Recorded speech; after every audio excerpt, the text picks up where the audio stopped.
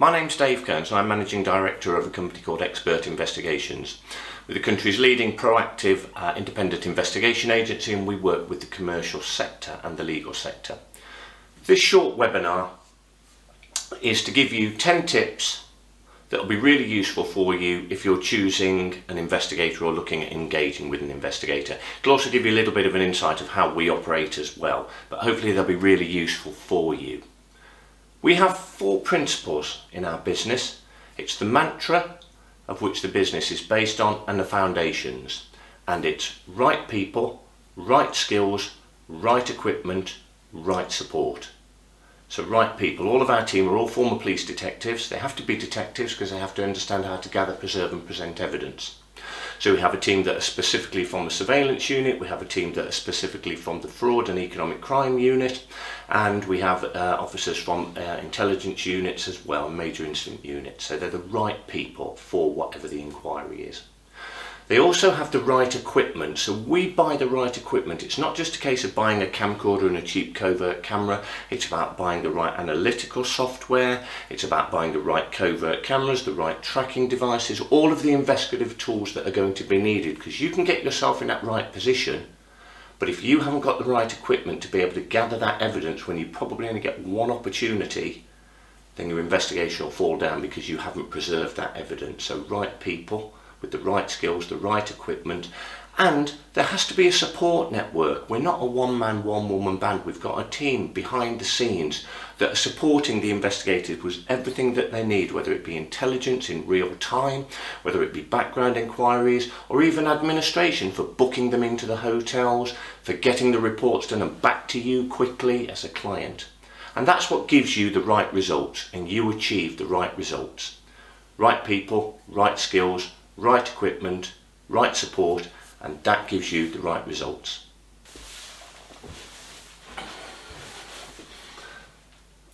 So tip number 2, we've spoken about the right people with the right skills. Now tip number 2 is about understanding the law, the points to prove and the processes for gathering, preserving and presenting that evidence.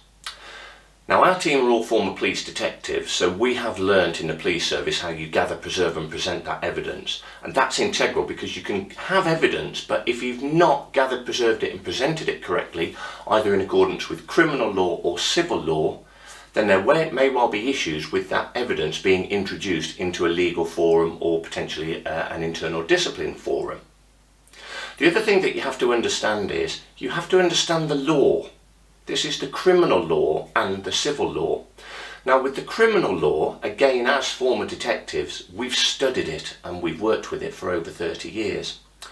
So when we are looking at investigating a theft or a fraud, we understand what we call the points to prove, the ingredients of that offence. And with whatever the offence or the issue is, you have to, based on case law, stated case law, you have to prove that. So if we took simplistically the Theft Act, there are 7 ingredients. A dishonest appropriation of property with the intention of permanently depriving the owner. If you don't prove all 7 points, you are unlikely to prove the commission of the offence. Exactly the same as if you were looking at criminal damage in the workplace, you would have to prove it's intentional or it's reckless. The same issue with drugs in the workplace, fraud offences as well. So it's understanding the law. But the other thing is on the civil side, it's understanding those points to prove. So if you are looking at somebody that has breached their contract on termination and taken data and gone to work for a competitor, you need to prove the criminal offence of the theft, even though you might keep it within the civil arena. But you will also need to understand the points to prove from the internal employment process. Similar issue with false absenteeism. You've got somebody that's skiving off work, long-term sick, physical injury, mental debilitation. It's understanding the points to prove for the limitations of what the individual says they can or they can't do. So, second tip, understanding the law, understanding the continuity of evidence, and understanding the points to prove for the commission of the offence. So, tip 3. It's imperative before using an investigator that you benchmark whoever you are going to use. virtually nobody understands that the investigation industry is unlicensed and unregulated. You would think because you're dealing with evidence and you're dealing with investigating criminal offences that it would be regulated. There's not. There's no governing body. Anybody can start as an investigator with no skills whatsoever. Get yourself a website, get yourself an office address, buy yourself a camcorder, a cheap covert camera, and off you go. You're an investigator. And what skills do you have? In tips 1 and 2 we've talked about right people, right skills, right equipment, understanding the law. So my advice is you always benchmark against them.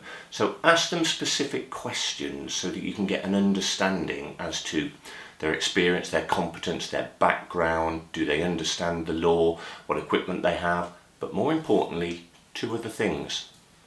Less than 25% of the investigation industry, process servers or tracing agents, have professional indemnity insurance. And even less are GDPR compliant.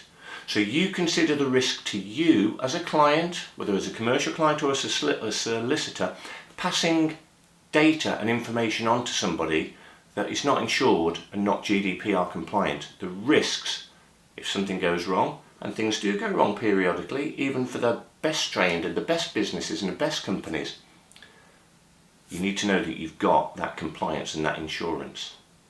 Now, if you visit our website, www.expert-investigations.co, and go to the resources and articles, there's a document on there that you can download, and that will give you an insight of the kind of questions to ask and the things to look for if you are speaking to an investigator.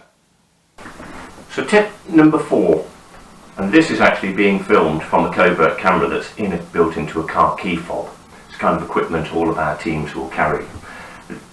Probably not really good for video, but we'll give it a go anyway. So all of our team wear wristwatches, and inside the number 6 here is a covert camera. Inside the phone case, just inside here, another covert camera. So the team will carry one of these and a car key fob. So if I'm in a hotel reception and I want to video somebody, I'll just put my phone down and it's videoing, and we're gathering that primary evidence. I was talking in one of the earlier tips about the right equipment. This is the right equipment to get the evidence that you need, because you may only get one shot at it. This here is a series of buttons and a screw, and we have a camera that we can fit to any of these. So we can just unscrew them off, attach the camera to them, be wearing it as body worn with the screw. We can put it into a wall or into a structure. Again, gathering primary evidence. Here, standard sort of desk lamp. Inside here is a covert camera.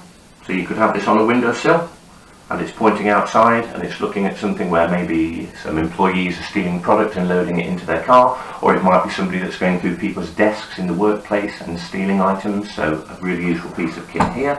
And then you take just something as simple as either a handbag or a man bag, and just in the side here is a covert camera. And recording equipment is built into here in a lining, so even on a search facility you won't see the covert recording device. So these are just a few of the bits of equipment that the team will wear and carry, as well as the vehicles that are rigged out with covert cameras. And here is that little car key fob that recording was done from. I mentioned the vehicles. This isn't a case of somebody sitting in a car with a camcorder and putting a camcorder up and filming. You're going to end up with a compromise. Somebody's going to see you. So we've got our vehicles, and they're all rigged out with covert cameras, and they're built into the headrest, into the parcel shelf, into lunch boxes on the parcel shelf, into the wing mirrors. So again, we can record, we can work those remote controlled so that we can gather that primary evidence. And now I'll just show you an excellent piece of kit which we've got, which is our surveillance motorbike. So one of the most useful pieces of kit that we've got in our surveillance fleet is a high-powered motorbike, and inside the tank bag we've got a radio system and a phone system which is controlled by a pressel here, so the rider can keep in touch with the surveillance team. The bike has got a covert camera fitted to it, and in here we just put the monitor so that the rider can see the monitor when they're not actually riding along, when they're static. And into the helmet is the communication system's microphone, and inside here you'll see the mic, so they clearly be in touch. And your courier's vest to be able to go anywhere. And inside the top bag we'll keep an array of kit, covert camera systems, kit that the biker might need as well. So ideal for getting through traffic, especially when you're in the major cities. So tip number 5, this is more so to give you a little bit of an insight of how we operate, and it's based around clothing. Now this is more for the surveillance team and the observations team. If we're actually digging into the undergrowth, we'll have full camouflage gear anyway. If we are having to be looking something specific like a builder, we will have the hard hat, fluorescent jackets, dirty jeans, work boots. But a surveillance officer has to go out every day and adapt and unfold to the environments that they are in. But you start off in your basic sort of attire, and it's imperative that you are a somebody but a nobody. You've got to be able to blend into everywhere, and we'll talk later about props that we have that help with the investigation, but ultimately you start off with what you are wearing. Now this shirt is fine, it's a white shirt, there's no emblem on it. We don't want anything that will attract attention and make a memory link with somebody regarding the clothing that you're wearing. Now I've seen a video on YouTube of an investigator that's on a live operation and he's showing everybody how he operates, and he's got a t-shirt on, and across the chest he's got Pride. That's the logo. Now if you say Pride to me, it conjures up two images, two things that resonate with me. Now if I see somebody wearing that t-shirt and then half a day later I see that t-shirt again, and maybe I'm doing something that I shouldn't be, immediately I've resonated Pride across the t-shirt. That resonates with me, and then I've seen it again. And what happens if I see it a third time during the day? So in being a somebody and a nobody, everything is totally plain. So you would choose, for example, a pair of plain black shoes as opposed to something like this, you know, sort of designer, multicoloured. You'd probably see those and think, oh, nice shoes, they're a bit bright. And then if you saw them again in the same day, or maybe even a day later, you can think, twice I've seen those. What about something like a rugby shirt? So you wear a casual rugby shirt. So those of you that follow rugby will know this is Leicester Tigers. I support Leicester Tigers. If I saw somebody with that, first thing I would think is Tiger shirt.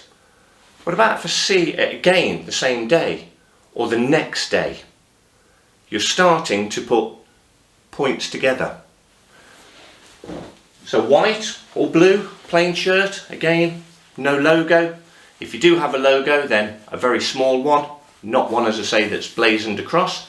And sometimes you'll be wearing casual, sometimes you'll be wearing more formal.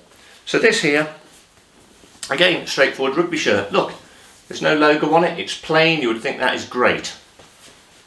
Turn it round, and there's something on the back there. Teacup. Now to me, teacup means something, and maybe to some of you that follow rugby it'll mean something. But if I saw teacup, I would think correctly under pressure. And then if I saw that again, what is the odds of seeing that again twice in quick succession in the same day, or maybe the following day? So a tip from our perspective of when we're doing the surveillance, clothing attire, unless it's specific for purpose, suit and tie maybe, it'll be casual, completely plain, no logos, and not draw attention. You will be a somebody and a nobody. So, tip number 6.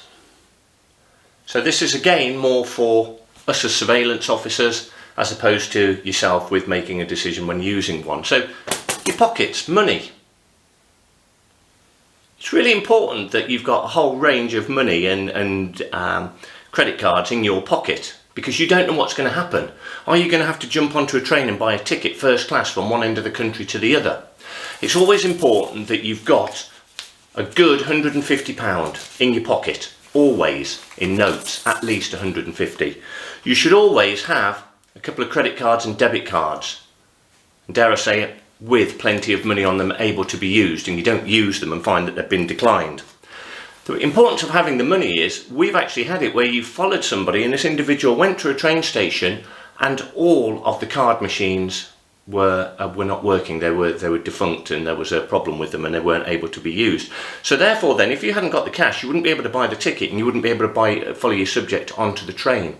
So it's about having that capability to be flexible. So lots of cards with plenty of money on them, and plenty of notes. But also what you also have to have as well is a pocket full of change of all different denominations. Let's take the situation that the person you're following goes to a car park and they go over to the machine and they put their coins in to get their parking, and you've got no coins. You're suddenly stumped. Pocket full of coins. Tiny little thing, but it does mean that as a surveillance officer, you're not coming back to your client and saying, I'm sorry, we couldn't follow the individual because they went to a car park, they got their ticket and walked off, and we've got no money to park our car. We've got no change. What will you do? You look like a bunch of buffoons, a bunch of amateurs. Again, we couldn't buy a train ticket because we've got no money because the card machines weren't working. Again, it's amateurish. So have a pocket full of money so that you can adapt and unfold to whatever is happening in front of you. Okay, so we come to tip number 7, and again, when you're benchmarking your investigator, ask them the kind of props and the equipment that they are using. So this is a typical array of what I would have in my surveillance vehicle and what my team have got. And I mentioned before, you've got to be an everybody and a nobody and adapt to the situation that arises in front of you. So you may well think that there's an awful lot of equipment here that seems as if it's of no requirement whatsoever, but it only needs to be of requirement the one time that you need it, and if you haven't got it, then it's too late. You've missed the opportunity. So I've got my kit bag, a sports bag, so I can follow somebody into a gym if needs be. Obviously got my laptop bag. I've got here some leaflets. So they're for a nondescript restaurant chain. And this is here, more chicken, add 4 pieces and 4 mini breasts for £3. Go wicked, add 8 wings. So I can go and I can do door leaflet drops at addresses if I need to go in somewhere that's very close, for example like a close, and gather evidence. Have a dog lead, always handy when you need to approach somebody, you need a cover story, you're missing for looking for a missing dog, a lost dog. I have a light meter, so I can be in any street measuring the light. Again, I'm looking as if I'm a somebody, but I'm a nobody, and of course if I'm wearing that alongside hard hat, fluorescent jacket, if it's raining, a heavy duty fluorescent jacket, high range binos, binoculars, I've got walking boots. Be surprised how many times you actually end up going cross country. Again, a parcel for delivery, and we just change the address every time that we need to go and do a pretext at an address. Clipboard, get you anywhere, standing there marking a clipboard. So what else do we have? A briefcase. Often you'll find that you're going into office situations or hotel receptions and you need to have the appearance of being involved with business. Full camouflage gear. So situation arises, you need to dive into the undergrowth. Certainly not going to do it dressed like this. So camouflage trousers, gloves, jacket, hood. So again, you can get into the undergrowth and you can stay there as long as is needed. Even the gloves, hats, and even a bit of scrim to put up for camouflage to hide. Various tools of the trade, spirit levels, hammers, just to leave in the front of the car if you're leaving the vehicle in a location. And the other thing as well is, your vehicle is going to get dirty as you drive. So you might have followed somebody 100 miles and your windscreen is dirty and you need to film through it. Well, you don't want to be zooming in on dead flies. You don't want to be having to film through the gaps set aside where the wipers don't cover. So it's important that you've always got facilities to keep your tools of the trade working. Bottle of water, wet wipes. Got things here that we can rub on the windscreen and it makes the water run off quickly when we've got rain. So we've got all of the equipment here in the vehicles, in our rucksacks, ready to adapt and unfold to whatever situation we find ourselves in order to gather that evidence. So tip number 8. We're now pulling together a lot of the things that we've spoken about in the previous tips, because this one is about preparation. Now clearly the other tips are vital when preparing for an investigation, i.e. have you got your right props, have you got your right kit, your cameras, are the cameras set to the correct time, have you got spare batteries, have you got the right clothing, but also the preparation. Do you know about the individual that you're going to place under surveillance? Do you know what the intention is of the operation? What the information is? What the method of the operation is?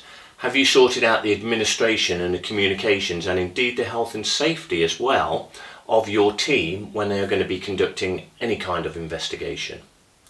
The preparation is really quite in depth, and there isn't a pro forma that you can just pick out of the box and use every time. You have to look at each operation and see the peculiarities of that will be relevant to your investigation.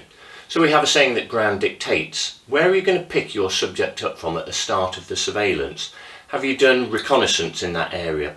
Have they got known associates? Have you done the reconnaissance in that area? If they're going to be using public transport, do you know where the bus stops are that they are potentially likely to use, and do you have the bus timetable?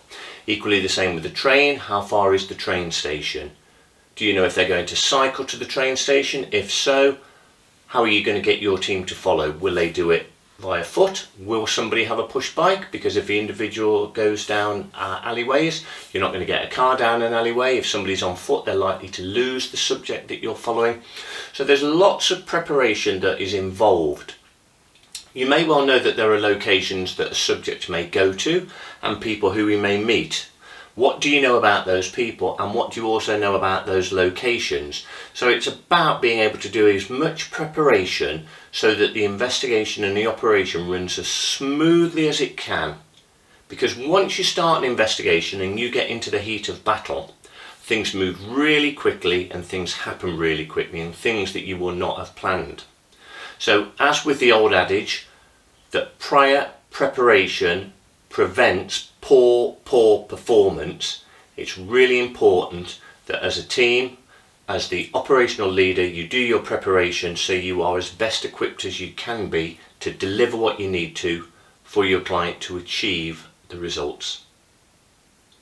Okay, so tip number 9. Okay, tip number 9. Again, this is building on the previous tips here. As an investigation unit, have you got your cover stories? You are going to go more than likely into locations whereby people might want to speak to you. They might challenge you as to what you're doing somewhere, why you're there. You need a cover story, and a cover story that will fit with whatever it is in relation to the environment where you are. What about if you're dug into the undergrowth and somebody finds you and comes along because they're out walking their dog? Have you got a cover story as to why you're there? Are you from environmental agencies? Are you a bird watcher? What is the reason that you have got for being there? Are you, for example, on a outward bound exercise with work? Just something that will give you credence as to why you're in a location.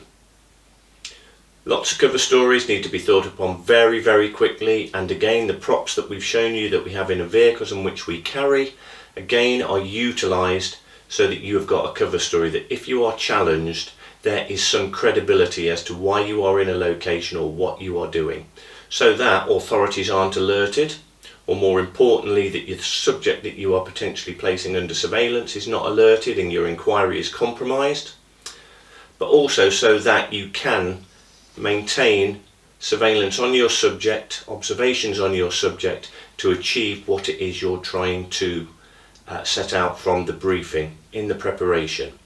So have cover stories, be able to think and adapt quickly so that your cover stories fits with the environment of which you are in. So we come to the last tip, tip number 10, and this is for you, the individual that is looking to use investigative services. And the tip is, see investigative resources as a proactive and as a positive benefit as opposed to a negative purchase. Investigations can be hugely effective when they're required, and hopefully tips 1 to 9 have shown you things that you should look out for, how to verify who you want to engage with, and how they can engage with you and what skill set they are bringing. Hopefully you've seen that there are pitfalls there, and that actually cheap is not always the best option. The thing I hear all of the time is, well, why is it that much? I can find somebody that can do that far cheaper. You've seen how the right investigation company can bring positive results for you, because they have the experience, the people, the equipment, the aptitude, the ability, and all of the little things that have come through years and years of experience to allow you what might only ever be that one opportunity of getting the results that you need. It is always very easy, and I've seen it over the 20 years of running the business, for a client to think that, well, if we don't get a result, it's a waste of money. I can tell you, when people call us, they know that they have an issue. They just need the evidence to prove it. So embrace what investigation services can do for you with your problem. You can have a very swift, quick execution of your issue. From our perspective, we get a phone call on one day, we can start the investigation a day later or 2 days later and be delivering results to the client within 3 or 4 days of instruction. Final tip, have another look through the video, look at everything else again, and then think about the last tip, look at investigations as being a positive purchase. I hope this has been of useful for you. And if I can assist with anything, then please just contact me either via email, via mobile phone, or you can even write me a letter. Thanks.